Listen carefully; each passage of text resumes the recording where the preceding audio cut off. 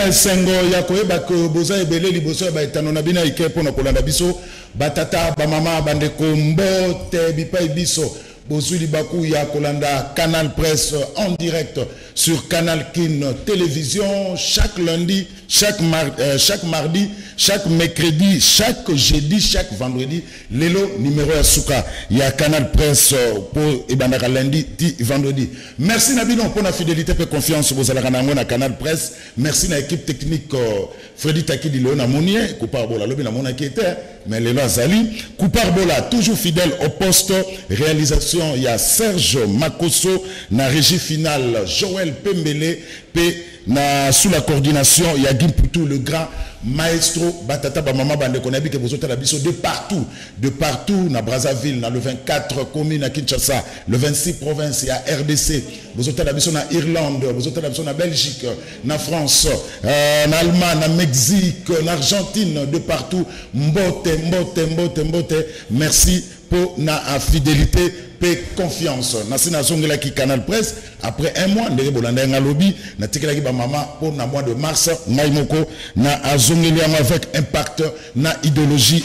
Amis téléspectateurs, c'est bel et bien parti pour les 45 minutes de direct à Canal Presse à Mokola Lelo on a plaisir il y a représenté Binongo avec impact na idéologie. Quelques informations kaka ndenge zalaka avant to banda Canal Presse Nabiso ya Mokola Lelo bandeko batali Covid 2019 plus de 100 cas awa na nguma mokonzi Kinshasa kasi mama moko abengi ngai na lobina zoye en direct habité de Kozulu kozwanga en direct ngai funa garder anonymat na ngai mama na azana kata équipe ya riposte bango ne bazakana sur le terrain pour na Rolandela na nazana maladie sur problème ezali mama na bisinga lobi bakangi mutu moko autaki France azana maladie na mbudi Azapé na séropositif, mais va comprendre que Moutango à côté d'un taxi, tout la mousse ya zaza, donc à Kimi Bango. Et puis mamango a regretté lobby et ça le là, bozoti na ba soda na guerre sans munduki sans eloko. Abine ba osa la musala na baza exposé na maladie na contamination. Baza na eloko mon côté. Motivation exaté donc protection exaté donc parce que ça la musala kaka kende boy ça la riposte bo donc parce que ça la musala ngo ndengwana donc c'est vraiment malheureux en République démocratique du Congo to éviter soki makamango ekosuka ndenge nini ya corona virus plus de 100 cas déjà na République démocratique du Congo surtout awa na ngumba mokonzi Kinshasa mamanga lobi 100 cas on est amuké donc ba personne contaminée baza ebelé 100 cas on est amuké Jean-Tini Ngobila lobi azwaki maloba enfin la commune la plus touchée il y a ngumba mokonzi Kinshasa commune à Gombe et que ça la bongo en confinement total à partir à lundi 6 avril, donc 14 jours, il y a confinement total, il y a commune, il y a Gombe, donc Jean-Tini Ngobila, Azui, Bongo, Mikano, dans quelques instants, Bokolanda, Maloba, Jean-Tini Ngobila. Oli Lunga, Oyo, Azraka, ministre Yakala, ya santé, yé, bakatela que 5 ans, il y a prison, que Oli Ilunga, yé a saisi Bongo Justice internationale, après Koboya, il y a cour, il y a cassation pour n'a pas recours naé. Donc Oli Ilunga a saisi Bongo la justice internationale pour baboui recours naé, na niveau, il y a cour, il y a cassation. Affaire Mike Mukebai Konso, le vendredi, et que ça a bongo audience, et ça a prévu audience. Il y a main levée pour la libération.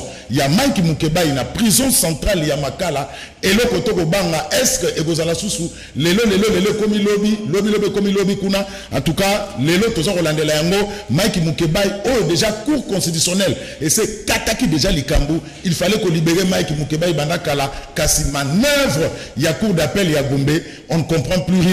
Lelo est prévu dans la prison centrale il y a Makala audience à main levée pour la libération à Mike Mukebai. Zakaka bakot audience batomoli ka loboko Mike Mukebai abima azongananda kunae pour cour constitutionnelle à Sakataki Makambu. Donc Mike Mukebai est détenu illégalement dans niveau il y a prison centrale il y a Makala. On ne comprend plus rien. Quel acharnement sur Mike Mukebai, député provincial élu, il y a commune, il y a Lingwala, membre actif, il y a plateforme Lamuka, Mike Mukeba, Tilelo na prison. Lelo, audience, en élevé pour la libération, il y a Mike Mukeba, tout à l'heure, je crois, vers 10h, tout ça bon Kolandelango.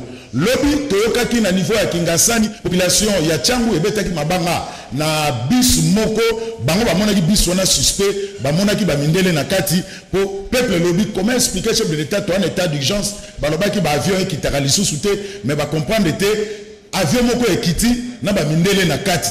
On n'a rien compris. Il y a une population qui bis wana mabanga pour comprendre. D'après une source aussi, ce sont les Français, il y a Perenco. Donc il y a un Mwanda.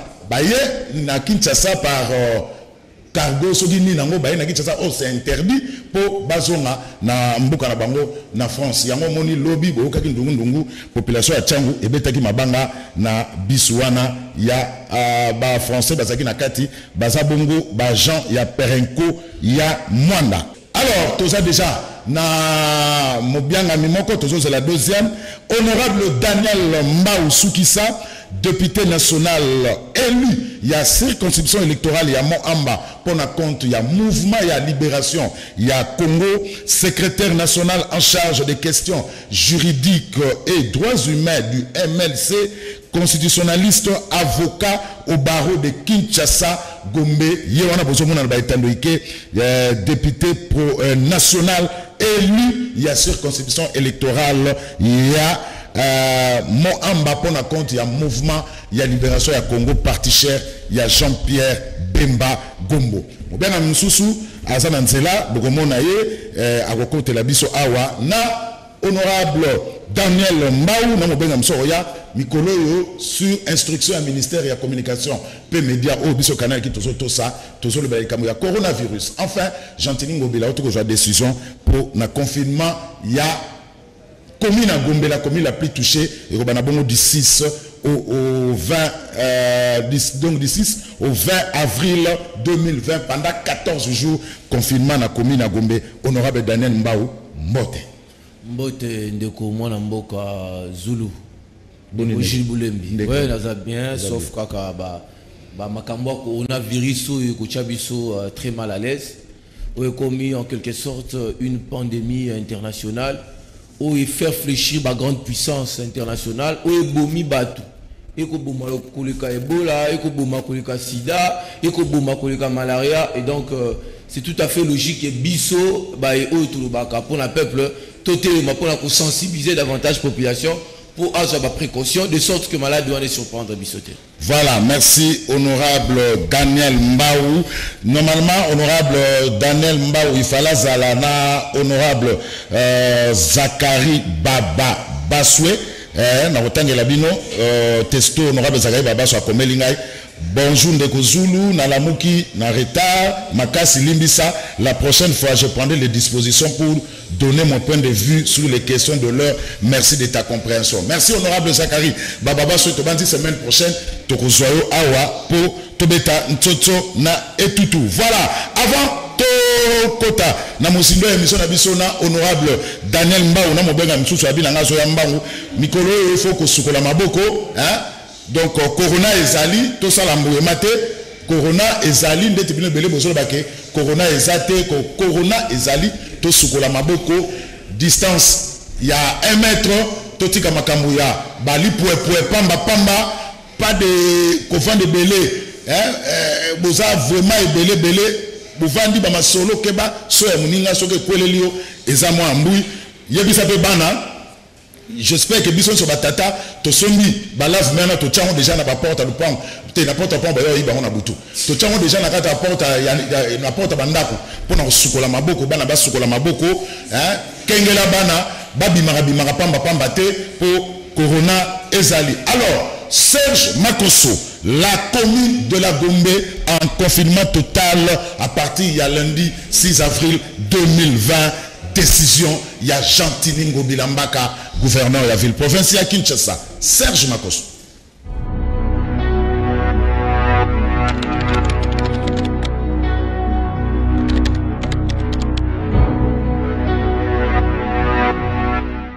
Quinoises et Quinois, face à l'ampleur qui prend la propagation de la pandémie à coronavirus dans la ville de Kinshasa. Je rappelle à tous que toutes les mesures prises par son Excellence, Monsieur le Président de la République, chef de l'État, doivent être des strictes observances. Il en est de même de mesures d'hygiène édictées antérieurement à la suite des propositions faites par l'équipe de la coordination nationale de la riposte au Covid-19. La commune de la Gombe est considérée comme l'épicentre de l'épidémie dans la ville et de ces faits, un consensus sur le bien fondé de la mesure de confinement total de la zone de santé de la Gombe pour une période de 14 jours a été trouvé. Aussi, je me vois dans l'obligation de prendre les mesures suivantes. 1. La commune de la Gombe est mise en quarantaine du 6 au 20 avril 2020. Par conséquent, il est interdit la circulation des personnes dans la commune de la Gombe, sauf pour les catégories des personnes ci-après. L'équipe de la task force présidentielle, les personnels médicaux, médecins, infirmiers, laborantins, pharmaciens ou tout autre personnel faisant partie du corps médical, le membre du secrétariat technique de la riposte, les services centraux et techniques des banques et des opérateurs de télécommunications en vue de la surveillance, de la maintenance et du fonctionnement de leurs agences ouvertes dans les autres zones de santé de la ville de Kinshasa.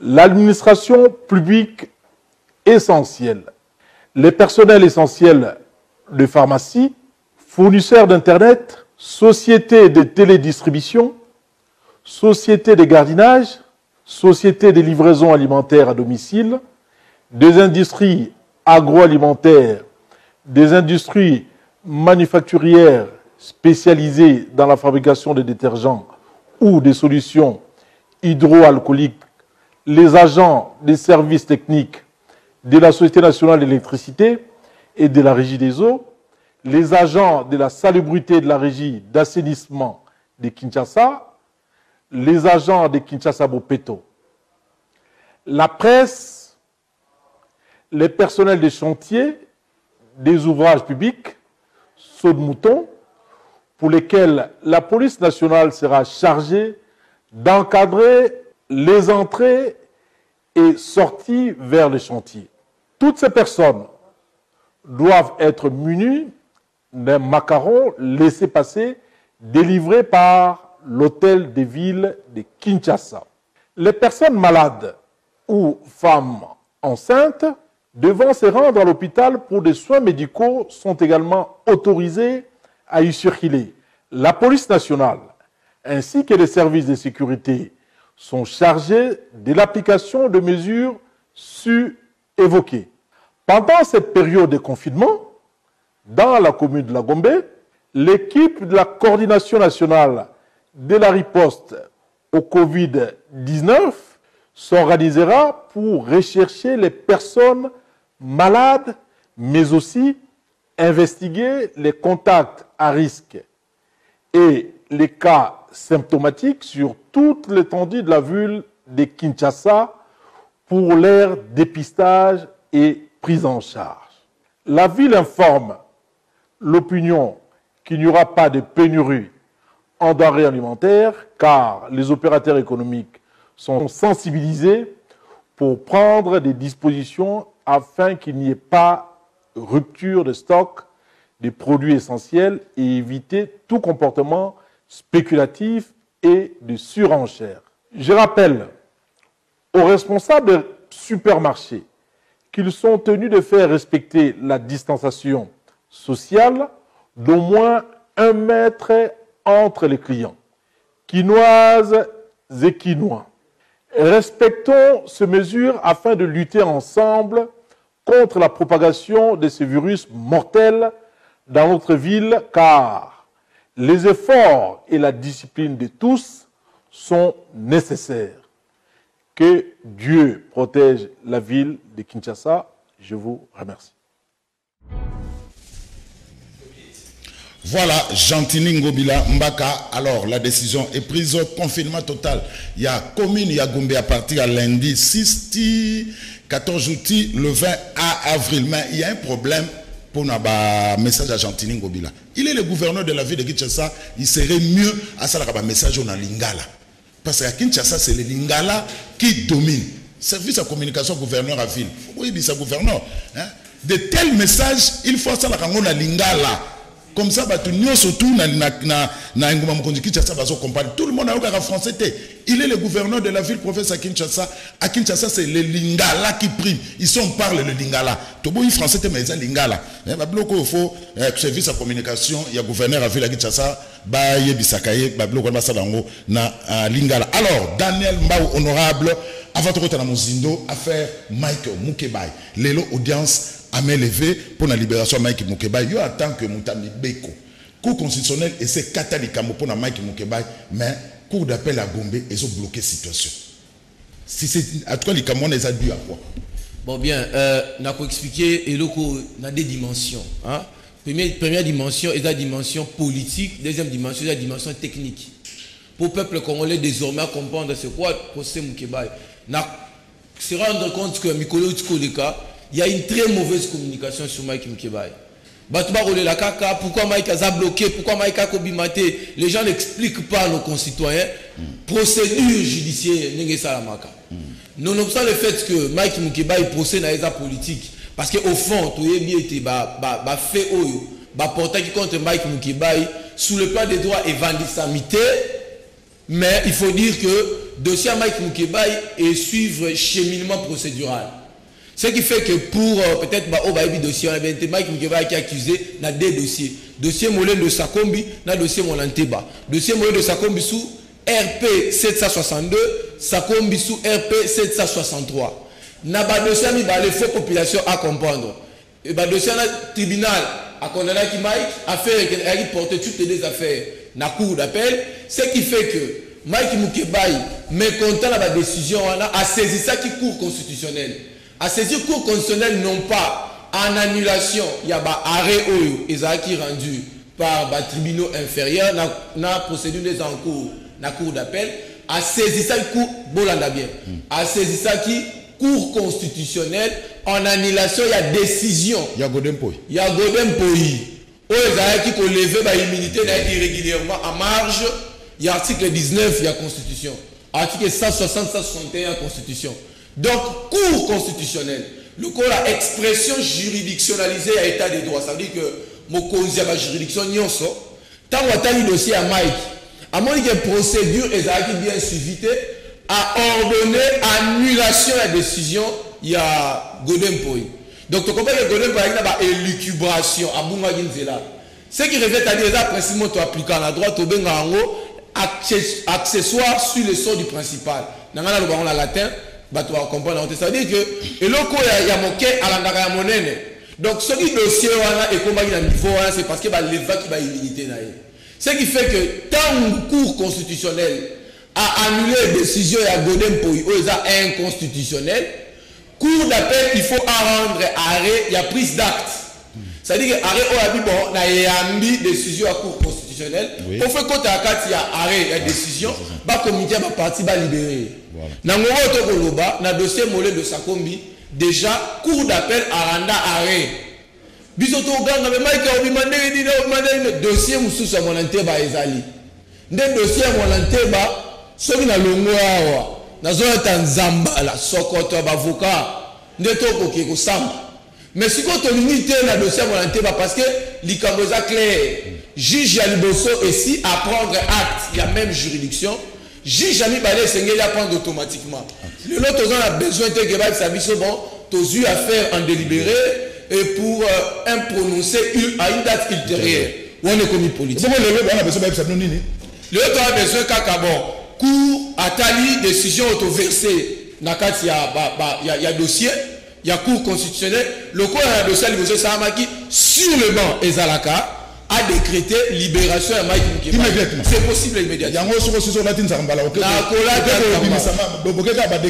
Dossier wana le cours ngai na koti yango Daniel Mbao Sukisa. Dossier wana na kola Tanzambala ekosila.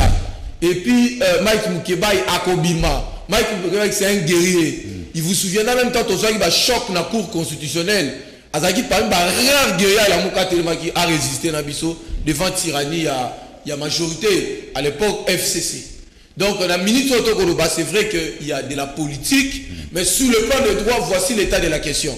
Donc, dans le dossier à Liboso, Baimbo Kaboro Landanga, na diaspora, na Kisasa, partout, dossier à Liboso, Bazouz ici, va rendre arrêt à prise d'acte. Ce qui a limité parce que dossier à Moananteba, m'ont bloqué. Dossier à Moananteba. Donc, c'est un de commenter, personne qui a une ramification à court, se détacher dans le dossier parce que comme ils sont. Nangongo toko bato bibe to komi état démocratique c'est vrai que biso ba musoto ko ndima démocratie ngo tene ba ko memelango et sengeli bango ba pesa population impression effectivement que démocratie ezali parce que so démocratie ezali bakanga ba opposant ndenge wana te ba malmena ba opposant ndenge wana te so ke na mboka ndeko Zulu au moins journaliste ko ko ba librement bakangi yo ba ko beto ba film ba ko nyonga yo tchala motuna yo que état de droit ezate o nyonso ba ko beza aventure. Voilà. Merci. Alors, donc, de plus en plus précision, il y a Montamibeko Mine, à l'obis, M. Sili, à la Tinzambalanaïa, Mibeko, à la prison, donc, Lelo, et Zakaka, prise d'acte. Ce que Sili, Bozou, Mike, Moukeba, non, Baxéléma Boé. Débat exact Lelo. Voilà. Donc, au parti adverse, contre parti Moukeba, il débat exact. Ministère public peut arrêter un cours, à soit acte. Ce ministère public a comme bloqué, il y a de la politique. Merci. Donc les décision c'est au Versailles. Et juge a dit ok, parce qu'ils sont censés avoir lu la décision. Bon, attendu que le cour constitutionnel attendu, bon, ok, vu la décision de la cour, le cour a cause voilà, c'est bien dit pour l'affaire Mike Mukeba. Tout ça c'est la rare affaire Badouzo. Tokende ko sepela nandaka Mike Mukeba ina commune ya Lingwala. Alors, honorable Daniel Mbaou, toke na sujet d'absurde du jour. Enfin, le gouverneur Jean-Tini Ngobila vient de prendre sa décision. Il y a confinement à commune à Gombe, la commune la plus touchée. Il y a vu le professeur Kitchassa à partir de lundi 6 le 20 avril. Aussi décision n'andegen. Non, bon, pour l'angaï, hein, n'absakio que Pepe Congolais faut comprendre une chose. Beaucoup a besoin de souffrir, on a deux problèmes. Na règlement il y a crise ou il y a corona. Problème problème lié à la planification. Tozon on a expliqué pourquoi planification. Maintenant on a problème mi balé ou lié à la communication. Tout à l'heure à tout déplorer attitude de Jean-Tini Ngobila. À côté un discours boyé na écran na français pe les sous. Et puis à s'adresser na population quinoise. Aux populations quinoises asa censé répéter à la mise en confinement. Or tu as dit que la population quinoise la langue la plus parlée est la lingala. So kendeti ipa biso kuna biso na mo amba na bagisenso na bambanzale mba batolo balingala biso botem na kini nga botem na mama yemo to ba français so to ça de mission so to s'adresser à un public déterminé mais makambo talibo moyiba sakana na ngote il faut communication ça fluide tout ça problème il y a communication si le lot so ba tourner ko banaliser corona na ko la ba quartier muso ba jeune ba bio ndeti ba salon wana na lemba ono corona bo mara ba tata à 70 ans. C'est parce que communication est à clarté. Or, Corona Zoboma, Jean-Tini Ngobila doit prendre une décision si importante. Comme confinement, il y a commune, il y a Gombe, il faut communiquer clairement. Mais là, ça a un souci belé. Non, tu as commis la Gombe. Non, tu as vu la Kisasa. Tu as commis pratiquement dans 134 cas. 134 cas, ça veut dire que tu as le vers pic épidémiologique. Na 434 cas déjà, tu as près de 9 bibembe, 13 décès même. Bakoufi na coronavirus. Donc, na ba bêtise autour la semaine passée, il y a une semaine passée, Bobi to confiné, to déconfiné. Sûrement corona tamboli. Joubat ba non biloko. Joubat ba kenda ko somba mutu y a danger. Je te jure, so ke na mikila poto, ba to baza ba masque na ba zolo. Mais na keina wenzi anga ba awa. naotande ba mama ba osomba comment les gens se confient na qui a marché liberté na bi sans doute corona ekoti et d'ailleurs corona l'équipe baka oza repérer parce que baka oza repérer ça de corona riche ya bato ba mo misolo ba uti poto ayoki moi kosu ayoki trouble respiratoire abangi ate pour se dénoncer moko mais la population baza informée sur corona o ba vendre ba quartier reculé o ba dire que corona zo boma ba confondre corona le la maladie ya miyoyo abe azoka miyoyo azoka étouffement donc pour la yé asali sinda baloli ya meli donc entre temps eza mission à l'état pour communiquer na pour protéger les citoyens les hommes sur le plan international notion de souveraineté il y a l'état et donc c'est résumé sous en la capacité de l'état seulement de décider sur l'ensemble de son territoire mais ezali ko s'apprécier en fonction de la capacité à l'état il y a que protéger les citoyens tout le la droit international obligation de protéger ce qui fait que ma pays extérieur nous comme accompagner même état ce qui a défaillant pour protéger les droits des citoyens na constaté na corona na kisasa tozo makambu à la légère alors que libanda statistique est très alarmante ngongo la koloba en Espagne 10 000 morts France lobby a enregistré 884 morts en une nuit tolali tolamuki 884 morts et la France bah pic et l'équipe comme ça il a plus de 14 688 cas détectés donc na comment il est possible que bah nombre ba ici soit muké 134 et ça la dérisoire oh babi kamre bimna beni kamu et bimna bukavu donc c'est probable que eux allaient au-delà tu sais pourquoi il y a un déficit à coordination je vais expliquer parce que nous avons un seul centre de détection INRB Nassima qui va à INRB or dans un pays sérieux sauf que par exemple même la Nigeria bah ça uniforme il y a décentralisation il y a centre épidémiologique chaque territoire a un centre où on va détecter, ça va contrôle. Et puis, sur la France par jour, il y a plus de 16 000 détections par jour. Mais dans le Congo, tu vas parler, tu vas solo au état d'urgence. État d'urgence, on a un campus, un droit constitutionnel, et ça, on a un mais, ça, état d'urgence. Pourquoi nous tâtonnons à la République démocratique du Congo? En fait, non, à mon avis, en réalité, permettra à force, c'est une crise de leadership. Parce que tant que l'état d'urgence, pour va comprendre ça, c'est l'état d'urgence. Mais si on va construire cet état d'urgence, le peuple congolais va noter. L'état d'urgence, c'est une période d'exception. Et quand ça va la légalité d'exception, ça veut dire que période où on a état de droit auto-réclamant, va suspendre provisoirement. Pour appeler ça plus de pouvoir. Na droit de l'État. Vous comprenez un peu état de droit, droit de l'État. L'État maintenant a plus de droits que l'État. Et ça veut dire une théorie de Thomas Hobbes. Là, on explique simplement. Il y a une crise, il y a une guerre virale. Parce que c'est la guerre. Toujours pour contre le virus. Et l'équipe qui guerre à Mandouki. C'est-à-dire que dans le moment où guerre est allée, nous avons un chef de l'État.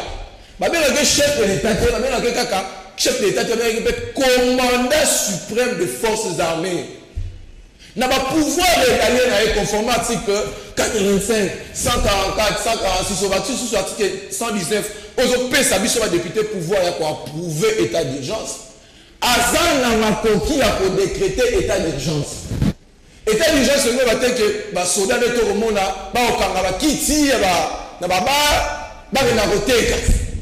en fait, au Congo, on édulcore, il y a un problème de planification. État d'urgence, c'est tout le monde, le ministre Zamoni, la commune à Lemba, Bakani chauffeur, on versement. Chauffeur, l'état d'urgence, c'est comme au lieu, l'État a protégé les citoyens, l'état d'urgence, c'est comme instrument de production et de sécurité. Pendant l'état d'urgence, ce n'est pas le gouverneur en principe qui prend les actes d'autorité, c'est le chef de l'État. Même confinement à Gombe. Mais regarde, confinement à Gombe, comment Gombe est petite unité. Pourquoi chef de l'État? Parce que la ministre au même au Parlement, pouvoir la mission à produire la loi est comme illimité. Parlement, Assemblée nationale, Bolandangaï. Je crois que base toi, parti politique MLC, IDPS, SID, tous les partis politiques Bolandangaï. PPRD Bolandangaï. Nangorabi état d'urgence, ça veut dire quoi? Micro. Pouvoir union c'est ça pas Félix Tshisekedi. À concentrer pouvoir. On doit consommer une forme de césarisme constitutionnel. Comme le roi César, il y a l'Empire romain d'Occident. On a une dictature temporaire. Comme un dictateur républicain. Donc, on a une mesure restrictive à la liberté. Ça veut dire que l'état d'urgence permet de Kozulu à empêcher le droit d'aller et de revenir, à restreindre le droit à première génération, à confiner ma ville, à confiner ma commune. Ce qui fait que l'égalité se tourne tout autour conformément à l'article 145. Ce qui a eu l'ordonnance, il faut qu'on explique tout ça bien. Conseiller le chef de l'État, pour expliquer au chef de l'État comment ça se passe. Maintenant, c'est lui qui est mis en scène.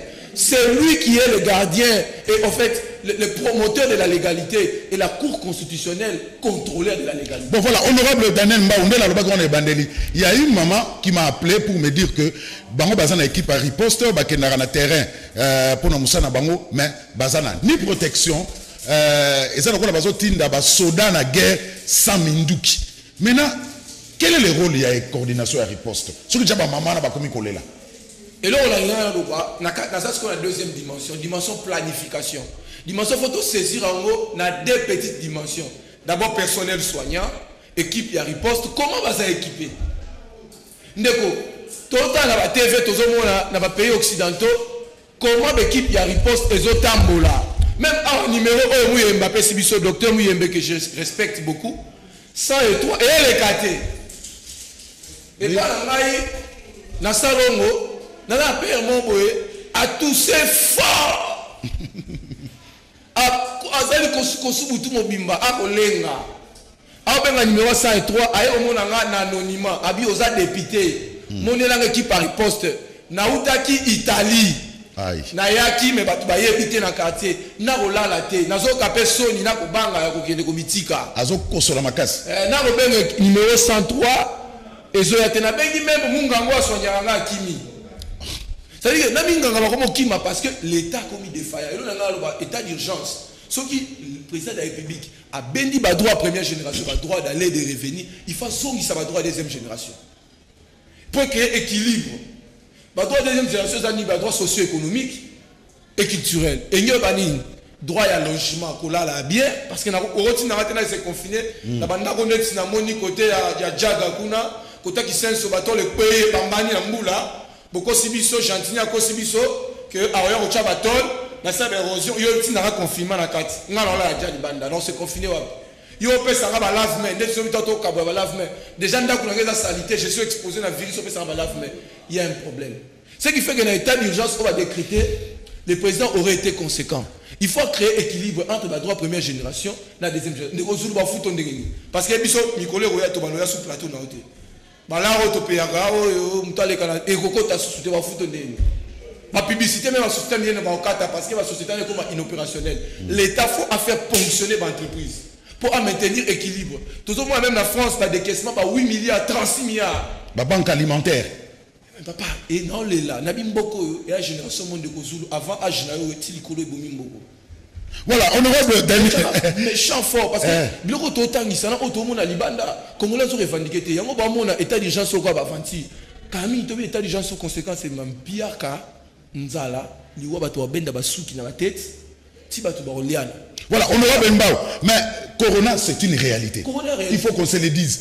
Mais docteur Mouye me demande, on a besoin d'un budget de 135 millions de dollars en ce moment-ci. C'est comme si... Non, mais les hommes avec les démobiliser Batouté.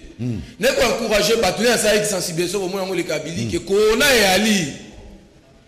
Mais l'État congolais faut accompagner. Ce temps, on a droit comme Léviathan. Il y a rebousquilé, il faut laisser sa vie sur la bande. Il faut faire sa vie sur maille. L'homme a l'image, maman, mon salon, habitat là. Action honorable, on a un dap, nous tenons 5 euros, on a un dap, on a un étage, papa. Abinazana Nyon, on a un maille. Abima ikaka na mela na robima na ngate. Na respecter le confinement. Quartier Mobimba 1 mois. Ma yebima raté. Quartier réputé résidentiel. Ce qu'on a qui sait ce qu'on a guerre ba to mela ma mabulu. Mais corona soit continue na libulu wana. Ben virus soit continue. Mais honorable Daniel Mbao, lelo mbula matanga sur décision lobby 2 mois tofuta maïté, tofuta couranté. Mais ça devient un problème. Tant que tu as futa kutu maïna courant, et ça l'a quitté. Awa siko to ko futa te, est-ce que ça là? Parce que régie des eaux et bénéficiaire qui n'ont pas 100 jours. Même chez moi, il n'y a pas d'eau. Papa, tant qu'il y a déficit de planification, même moi, il va empêcher la salité. Aux autres marins, les salité. Awa, n'a été, en principe, tous en guerre. Vous comprenez? Guerre réelle. Dès que vous comprenez, la communication a bien été châtiée, il faut que sa population soit la guerre. Guerre sur les alliés, au moins HCR, il y a un gâteau. Au commissariat pour le réfugié. Il y a un gâteau, il y a un miliki pour ravitailler. Donnez-toi le soldat dans la guerre. Tu as un virus invisible. Guerre au Babengi en haut, Babi est une guerre virale. Au Babalouka na combien qui c'est ça? Mais ceux qui coronent continue place ouana. Comment on peut s'en sortir? Coroner continue à bidon. Pour coroner c'est invisible. Au moins sida. Non, préfère que tu me tapes la sida que corona. Tu es pour le sida, tu dois y sika nyata sida. De kozulu so beli sida to timbe absolument au konda dimi même chapeau na koto fort. Et ça tout nio de kozulu plan au benda wapi. Au relaxa so ti esiko gendaki. Na momi ma pesa ko sida. Neti master nga mo azora sida époque mon boya tout na ngai sida ba na ndeni. Na ba diarrhée to nenga se ba na ba diarrhée ba dimbango. Vous comprenez? Mais corona oyeba te, corona ka ne to fandi boye. Na ba journaliste ainsi de suite. Et si ko niati yango oyebité. Donc la guerre moko suspect, mais guerre on a invisible, mais il faut qu'on attaque dans un moyen visible. Mais dans la disposition, la prévention. Mais ça demande de l'argent parce que le docteur Jean-Jacques Mouye me demande 135 millions de dollars pour ne fût que stopper comme ça. 135 millions de dollars au Mouye Mbassengi et Zamouki même. Il y a des États qui dépensent 36 milliards. Mais pour l'ambition en Congo, ce n'est pas 135 millions. Pour l'ambition, qui va gérer 135 millions? Parce que l'équipe à coordination. L'équipe à coordination, parce que moi, je suis la différence entre la double logique. C'est pour répondre à un besoin d'intérêt général. Mais je suis de continuer à solo. Mais je ne dis pas que c'est un monsieur sérieux. Il y a un proposé dans souci à la population, Caritas, Senko, travailler en partenariat avec Mouyembe. Mouyembe va exprimer les besoins, on va accompagner parce qu'ils sont très implantés sur l'ensemble du territoire national. Et ils permettent d'éradiquer le virus. Dans un bande de consultants, on va faire c'est 80 plateaux, tout le monde vient Batouba ou Koufa. T'as 103 morts dans Kinyawa, 13 morts dans Kinyawa, Rossia Koufa Mkolomoko, Kabila Kenda, Rossia Koufa Mkolomoko na balle, Corona l'Ekilissas, Kabila Kenda. Kabila le qui pouvoir, c'est vrai, tu vas pas la masque, mais comment là ta masque pour tout le monde Koufa qui entre guillemets. Mais Corona a zoboma sans pitié. Mais bah on va pouvoir essayer de protéger bah bon inabiso. Parce que Moutou a koufi na Corona et Bembeneza sans dignité. Et Bembene va traiter le coup là moins que rien. T'as maître Moukendia Yambanga la Barwa Kinshasa Gombe, un grand avocat. Autre monde a comme monument, biso comme avocat, bah jeune ali bon. Mouko vient ko dailler un jour. Nga il faut na loi ta 2 bis, 3 bis, na mobiliser bas nga, to rendre honneur. Mais bah kundi fait le roi bébé. Vient dailler na tongo, bah kundi vient à midi. Parce que ça corona, attends mon bang, même dans le quartier, père noir dailler, mère noir dailler, moyen approcher ça te corona. Tout le monde est même dans le quartier, monsieur na lemba. Quelque part, en fait, na Kivi la Kinshasa, je pense pas dans les bâtiments, ma réseaux sociaux faut encore certifier. Moutoua qui même équipe par réponse, na corona, il y a un problème de coordination, il y a un problème de planification, ce qui fait que même bah comme bah personnel soignant, bah kendeko bunda, parce que bah on est vraiment nous qui contre corona, bah ça ça nous qui on peut ça revolver 100 balles, au foutu était un paiement, et puis de deux on peut signer matériel adéquat. Donc, parce que sida et la makila, le docteur va pas soit 4 mois makile côté mais corona car on soit malade ko zoyo. Voilà, honorable, maintenant on a besoin de mobilisation des ressources. Est-ce qu'il n'y a pas moyen de récupérer bambon ou de détourner qui surtout dans ma soldat sur des moutons pour qu'il n'y ait pas docteur Mouyembe? Papa, c'est possible. Il y a un mouton ça biloko za yoté. Yo petite proposition et ça raté. Et ça, Félix Tshisekedi, le président de la République. Hier, l'OBI a décrété l'état d'urgence. On a expliqué aux Congolais comment ça va. Ça dit qu'à comme dictateur temporaire. En France, Macron a chaque semaine. Na France, Edouard Philippe, Premier ministre, son Macron a chaque 2 jours à chaque population en sécurité. Car le roi a dit comme le terrorisme, tout le monde a corona. Nous avons pris des dispositions. Tout le monde a masqué. Mais la Congo, il y a rien. Alors, rien. Le président de la chambre, rien. Et puis, il y a une commission dans le Parlement sur mettre en œuvre un mécanisme pour éradiquer le corona. La commission va aller FCC. Non, honorable Nawesh, pour la masse. Donc, ça dit que, tu as expertise, on va dans les réseaux sociaux, on a un groupe de députés nationaux. Attends, combat, quota commission. Parce que ma solé en a gâté. Masta quota commission. Oh, mboka nini. Commission, il y a poste. Il y a parlement offert accompagner la mesure d'état d'urgence. Mais on comprend. Mais il faut prendre les députés de Kinshasa, non? Non, Kinshasa n'a pas Baminganga. Si on a des députés belé, au moins, on a aussi un député Mbongo. On va contrôler le remonté. On a aussi un mesure, ça va autant. Parce que si on a décrété état d'urgence, et le Rolandaka, Parlement Fandaka, a voté même loi. Parce que si le tozen a loi sur mise en œuvre état d'urgence, c'était un état de siège. Excusez-moi, le Kouékoué, il a voilà, alors, honorable Daniel Mbaou, il fallait que honorable Zakari Bababasoué, mais honorable Zakari Bababasoué a eu moins contre-temps, c'est justifié, a eu moins contre-temps, a eu tout comme la bison, on est bandeli, à l'objet que semaine prochaine de Kozulu, nous avons un plateau pour nous moins contre-temps, honorable Daniel Mbaou, on a aussi un peu madame que pour l'objet mingi, député national élu, il y a circonscription électorale, il y a Mon Amba aza aponamaki na compte parti politique au MLC na kati ya Lamuka. Honorable Daniel Mbao, dernièrement na plateau kaka onde konanga Jacques Alonji ambaki honorable Eliezer na honorable Daniel Safou. Ba sepela kité ndenge nini ba député national Kinshasa bazate na kati ya coordination ya riposte ya contre corona pour corona za mingi na Kinshasa. Réaction na wezani. Ngala génération sika. Mambo na non va réserve belé mais ba bandeko nanga ba ko na raison. Et ça impossible ndeko Eliezer na Safou impossible pour monter commission sans que qui ça sapé à mon parce qu'en réalité tout ça redevable. Tout ta mo nzela ba tout ba autorisation biso ba député bolobi nini. Ba député bolobi to kufa ba député ba autour ba député mboka te ne to ça na qui ça ba député tout ya mboka ba bloquer. So ba fouti ba salaire na ba dame na ba parler. Les députés qui sont tellement malmenés dans le quartier et ainsi de suite pour intervenir. Mais enfin, tout ça n'a pas maigre moyen. Je pense que les amis n'ont pas tort. Il faut des députés qui sont ça. Ne fût-ce que droit de regard. Parce qu'après 5 ans, vous savez qui ni.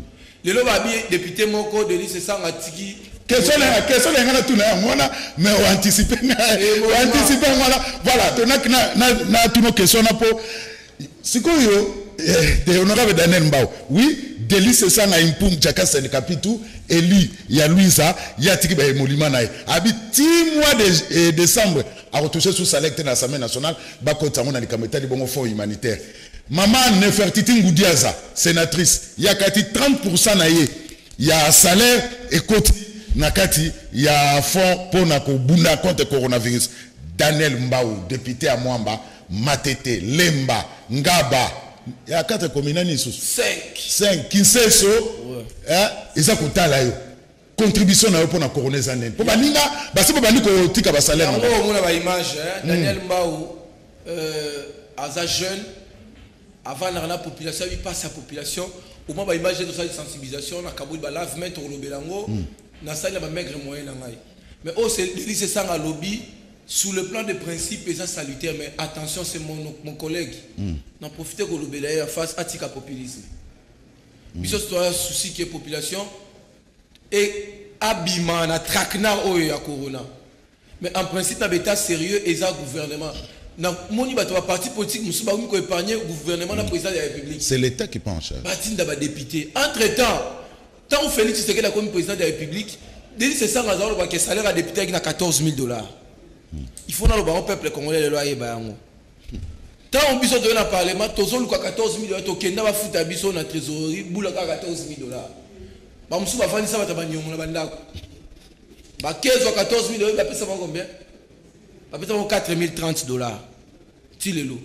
Deli c'est ça, Tilo va tomber avec ma boko qui alors qui a salaire à député na 14 000 et qui t'a dit 6 000. To tout ni bampaka, on va arriver à député kala logo ba maman bazaïba. Est-ce que bon on a 14 000 babi moi mbali wa zalukuta. Alors ça populisme. To tika ko simba montant te, ba to lia biso pamba ya mo famille tout ekomi to misa moi na biso député. Mboko ko ngate pour famille le travail to misa moi député. Ba to va prendre musala à l'état. La loi peut aux produits, on va le tourner avant parce que tout le monde va apprendre comment devenir député. Ah donc papa Moulé a raison. Mais il a raison, il faut la redevance. Parti est bon, 400 $, ce ne sont pas. C'est-à-dire que sécurité sociale, soit comme dans 55, comme on est sûr, vous avez payé 55 ans, on va l'obéir d'un mois, 500 $ moins fin du mois sur le mois député. Net, il y a 55, ils ont les lots en saccaté. Donc, au sous tout cas, on va payer 2900 $. Parce que 2900 $, on a un policier, il faut foutre. Pour un quartier, on a là. Si on peut tirer un papier, il faut foutre un policier. Parce que le ministre, on va dire tout est. On peut savoir policier, on fait les camions, les policiers. On a un policier, on chaque fin du mois, il faut foutre un baisse. Au foot, il baisse, on peut se faire un policier. On a un sous 500-600 balles. Ok, bon, tu as les chauffeurs, nous sommes députés, nous sommes qui m'a pas côté baketch, baba nyongoli quoi makambo c'est ça au sala. Pour l'information, il y a la population. Ba député au moins c'est ça ngazolo bato ngito monango, azo ngo na compte na ya freeland. Ala kisabiso nenga virer yango. Parce que to zo sumbongo boete. Moi ba 3100 motango kitara, 3200 ans kitara, qui fait 2900. To zo ngo na banque. Et ça va mentir. Si on va passer à 30% de ton tangi, aussi 30% à 3 200, c'est blagué avec la population congolaise. Ton dit ma défense, c'est que le système est déficitaire. Et FCC a bloqué le système. Ton dit ma défaillance, c'est que le régime a minako et un régime à Mabundate. Donc, nous, on est prêts avec le peu. Au moins, on a vu sur à gagner. On a sali action. Oui, tout ça peut pas imaginer. Oui, tout ça image fait en bas tao et des bisous pour dans mon toko que les peuple congolais sont ma bébé limbisanga et sa vérité. Donc trésorerie à parlement et ça visible au moment le internet quota bêta on va me donner un bao. Pour le moment député national salaire les a combien? Pour le moment sotali rubrique principale 4030. Sokati 400 300 député national atika le là na 3100 to 2900.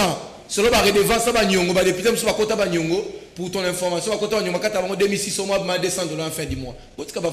C'est ça, on a mis ça bon. Tout le monde a rendu physiquement. Pour nous, on a continué au fond en freelance. Voilà. On aura besoin de participer dans la sensibilisation il y a Corona. Oh, tout ça na commune.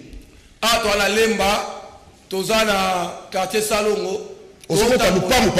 Lupam, tu fais ça à point public. On a monté, dans une nyonso, on a une nyonso, la janvier, si le lot n'a pas dit pour la corona. Dans le bien, on a fait le local de Zunga, c'est ça. N'a pas dit en gros, ainsi de suite. Et puis, on continue avec les maigres moyens. Je ne sais pas si je me fais bien comprendre. Souci en bas, on a eu qu'on sensibilise la population, va observer, va geste barrière, va observer distance, il y a 1 mètre, va laver constamment ma boko pour prévenir maladie au corona. Tous d'accord. Ceux qui que babito, je suis d'accord. Ceux qui babito tika ba salaire na biso, ngai Daniel na otika, mais biso nyon ça va chef de l'État. Kobanda chef de l'État biso tout. C'est ce qu'on devait faire en principe. Dans le pays nous c'est ça. Tout ça une loi au Parlement ça une loi financière additionnelle. Vous comprenez les ressources. Tu renoncer à ma salaire na biso nyon, c'est ça qu'on changer l'eau monter. Tu as 500 députés, 104 sénateurs, président de la République, le ministre Seigneur, tu as eu là, tu as fait 3 mois.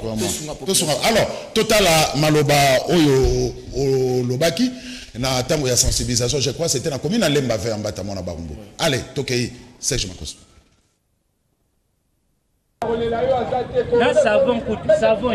Salon au centre sensibilisation contre le coronavirus.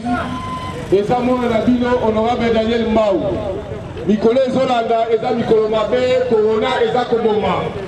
Et Seigneur Nabino, Bovan Nabandako, confinement, Ezali, impératif sanitaire. soki ovani anda coûté ozali kozaba risque ya koattraper corona pe ya kokabola maladie oyo babengi corona. Papa, mama, ndeko mobali, ndeko mwasi, ngai ndeko na bino honorable Daniel Mbao Sukisa, nazosala interpellation sensibilisation pour la maladie oyo eza koboma. Corona ezoboma koleka M23. Corona ezoboma koleka bambororo. Corona ezoboma koleka guerre classique. Yango nasengi bino bozwa ba disposition sanitaire. Parce que maladie oyo eza maladie mabe. Eza ko attaquer ba poumon, ezopesa tout, ezopesa mutu pasi.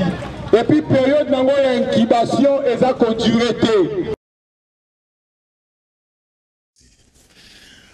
Voilà, honorable Daniel Mbao, en campagne de sensibilisation contre le coronavirus dans la circonscription électorale, il y a mon amba. Alors, les députés nationaux, les sénateurs, il y a un député, honorable Daniel Mbao, il y a un terrain pour la sensibilisation. Alors, tout le monde, avant d'appeler son message à Souka, tout le temps, un message aux téléspectateurs, comme il dit, tout ça est belé, vraiment. Bonjour, Ndeko Zulu, merci, peu félicitations. Nandego Kanisaki, ba maman, na moi de la femme, pour na jour, ya jeudi, pe vendredi, na Canal Presse, maman Nadège Matelo, depuis Massina. Merci, maman Nadège, depuis Massina. Mois de mars, na jour na jeudi na vendredi Canal Presse na tikela ba maman de botalaki to comme na avril ya monde ko Zulu yemoko a zongeli na banti ke ba maman basala ki bien parce que j'ai eu beaucoup d'écho ba maman basala ki bien ko benga nga ité en direct numéro ya wana tinda SMS. Bonjour de ko Zulu ba mindele o baleka ki lobby na changu to lakisa ki bango ke biso tozaba na changu koma ba avion ezo kitate bango ba ye elakisi nini ata baza mindele ya perenko etali biso te na changu tozo contrôler nyonso. Voilà, bonjour de Kozulu biso na commune ya Kinseso wana etali honorable Daniel Mbao kaka bukumese azosunga biso te bukumese azosunga biso te pona COVID-19 atie kaka deso na basusiat honorable Oki na Kinseso batiaka ka deso na Kinseso et ça c'est commune na Fotakio ndeko Zulu Gentini azala conscience soki moye ezali azala na ba disposition ya ko descendre sur terrain soki ezalaki ya André wana susu nani mutango ndeko Zulu pourquoi kaka commune ya Gombe ezadi ya nini wana ko répondre c'est la commune d'après statistique ya docteur Mouyembe c'est la commune la plus touchée ya ba commune surtout en Mokonzi Kinshasa ndeko Zulu gouverneur asala message na balang nyonso lingala kikongo swahili en plus azakaka immobile il faut bouger mingi. Voilà, ndeko Zulu bazwa stade marty batia yango pona ba malade ya COVID-19 et ça peut likanisia ndeko Zulu sénateur kobengate oyo nakotanga te toboyi ba message ya mabe isa salon ndeko biso tozali ba étudiant to uta Kasai na ba province mususu tovana awa na Gombe na ba homme gouverneur alobi 2 semaines to kobimate to kosuka wapi akopesa biso nini dans 2 semaines dikama confinement papa confinement va na ndako COVID-19 eza solo mais gouvernement azo ba mesure ya bien parce que tozo mona vérité ezate comme si eza cop ya likonda ndeko Zulu bandeko ya Gombe misusu bako kende ba commune mususu soki 2 semaines ekoki bazongi donc tout le monde ça c'est bandia ok ba commune mususu abiso ki 2 semaines ekoki bazongi Gombe ndeko Zulu au juste ministre de la santé pourquoi communication na ye eza trop lent beaucoup de tout na docteur Etenina celui la communication na ye ndeko Zulu nzambe asunga peuple congolais en particulier ba kinois face ya pandémie oyo. Bonjour ndeko Zulu problème ya courant na mai na RDC to moni na commune ya Masina ba agent Arsenal bazo sala recouvrement biso bazo tosa mibeko ou pas te mbula matala lobaki 2 mois to refuta mai te to refuta courant te et puis bo refuta yango ndengeni et ça moi babaki moi ya mars na avril to refuta te enfin ndeko Zulu bo monite que batu ya Gombe bakobima déjà bakokima confinement honorable Daniel Mbao message à Souka na baeba sur la télévision na poko lela na tongo ya lelo balimisa bon message à Souka eza koloba boy Bandeko nanga Kisasa, bandeko à Congo, confinement ezali impératif sanitaire. Confinement ekobate la yo na maladie ya coronavirus. Confinement ekobate la ndeko na yo, tata na yo, maman na yo, oyo sera proche na yo. Et puis période de confinement eko permettre à l'équipe ya riposte aux a conduite par le docteur Bouyembe, baye ba bongo ko repérer ba nyonso bazali na maladie parce que période d'incubation ezo dirait 14 jours.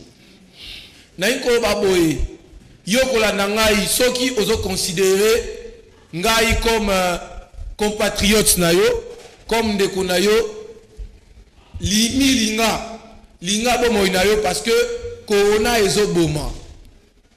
Ezo boma koleka sida, ezo boma koleka diabète, ezo boma koleka maladie nyonso yo yebi.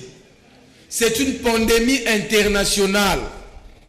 N'a préciser le mot, le président tout ya monde va lobi yango. Je crois que biso pe senge to bango que toza na guerre. Ce que buna na guerre te, okena na STT na manono na sisi, guerre ya corona ezali. C'est une guerre virale. Attention. Guerre oyo eko toucher biso sur plusieurs points. Et toucher biso d'abord sur le plan vital et ezoboma sans pitié. Et toucher biso sur le plan économique. Attention Ndeko. Guerre oyo ezo risquer même banzala. Alors, il faut avoir disposition à confinement. On a 5 pouvoirs publics à accompagner la population. On a 3 éléments. Ça veut dire que après sa population maï, après sa population électricité, après sa population colia. Merci. Et puis enfin, oui. Guerre virale oyo et comme même instabilité sur le plan international, rapport à la puissance est changé. Et Zangongao RDC et Sengeli a s'auto-définir. Merci honorable. À ça la prévision structurelle. Parce que après Corona, il faut foutre un fonctionnaire. Après Corona, il faut qu'il y ait des hôpitaux. Après Corona, il faut pas la batanga, ainsi de suite. Il faut l'État à tenir compte de ce mécanisme. Voilà. Parlement peut être élément et accompagner chef d'État à disposition. Oyo ezali exceptionnel. Parce que tout ça période il y a légalité exceptionnelle. Va dans l'andaku, lia lipa, batela bomoi. Merci. Merci. Honorable Daniel Lombaou, député national élu. Il y a circonscription électorale, il y a moi, on va compte, il y a mouvement de libération du Congo, parti cher à Jean-Pierre Bemba Gombo. Vous comprenez, il fallait pas salami balena honorable Zakari Bababaswe, mais honorable Zakari Bababaswe a Sengi Bolimbisi, à l'obi Agoya, semaine prochaine. Vous comprenez, le bisope pour la canal presse, débat contradictoire, Mikolo et Komi moi Mouboulou, du biso surtout sur ordre, il y a un ministre de la communication, peu média, Jolino Makelele dit en profit ça, Barbaï que tout ça la campagne à sensibilisation sur Corona, maladie aux ali, vraiment Koboma Mingi. Tout cela, tu es bien Nzama Kosala, ce qui Corona est sili, tu kozongi la débat na biso contradictoire, Nenge Salaka. En tout cas, Canal Presse est l'émission la plus suivie, c'est tout à fait normal. Tout ça, la sensibilisation, il y a coronavirus. Tous les plaisirs, vraiment, Ezalaki, pour nous retenir nos compagnies pendant 2 jours, comme chaque jeudi et chaque vendredi, pour nous signer gare et tout. Après mois de la femme, à travers le monde, pour nous Rolanda, l'émission, le magazine le plus suivi à Tongo, numéro 1, Ezabongo, Canal Presse. Merci à l'équipe technique, merci. Nabino Banson, prenez rendez-vous, il y a rediffusion à l'émission, 21h30, na Canal Télévision peut Roland émission sur TNT na 18h na Kinactu peut 18h peut 23h na Kinactu et puis Rolandango à travers YouTube à travers le monde bien sûr. Merci.